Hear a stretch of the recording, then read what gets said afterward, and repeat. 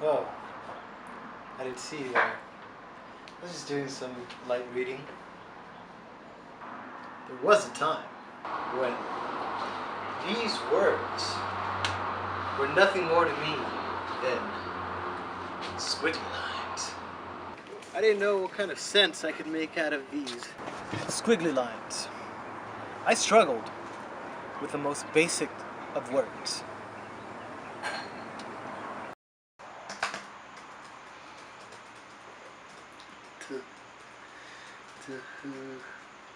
Do you need help?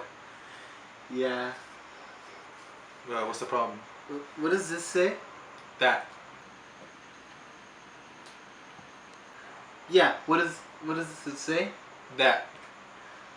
What does it say? That. When I was in the first grade, all my classmates were reading so much faster than I was.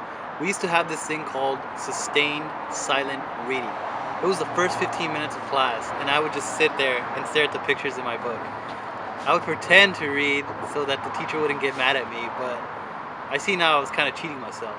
I'm glad I caught up now, but it did take me a while. By the time I got to the second grade, my teacher caught on to me and noticed I wasn't really reading at the level I should have been. I'm glad he caught that early on, because then we were able to work together and really helped me get up to the speed I needed to be at. Even though I was reading at a more comfortable pace now, the stories I was reading in school just weren't cutting it. When I would get home after school, I would just turn on the TV. And then I fell in love for the first time. Not with a girl, no, but with superheroes. Stories like this guided my imagination for years to come. I was finally interested in reading, but a lot of my teachers didn't agree with what I was reading. They claimed that these pictures were doing more of the storytelling than the actual words, and I was just reading dialogue between characters.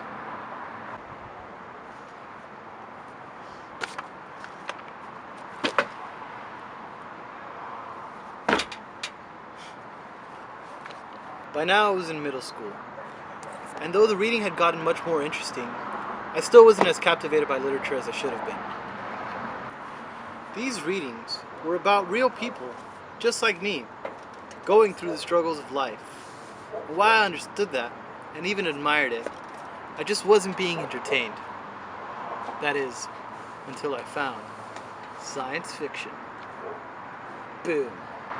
I discovered writers like Orson Scott Card and stories like Ender's Game that just took my imagination and ran with it off into the stars. By this time, I had started playing music. I started listening to bands like Weezer and Nirvana and really dug their message.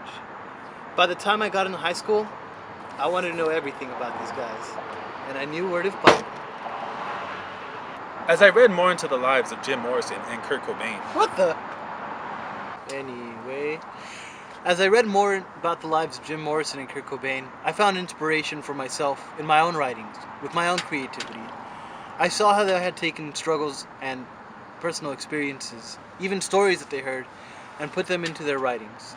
I hope to accomplish the same, but with my own style. As I found more interesting reading materials, I came to realize that I was just generally interested in reading, be they instructions on how to play a song, or even learn how to do some simple math. I knew that reading was learning, and I loved learning, and I still do. And I know that if I keep reading, I'll keep learning, and I know that I can become anything I want to be. Now that I see reading is a fundamental skill, I realize the more I read, the more I learn. And as I learn and read more, the sky's the limit.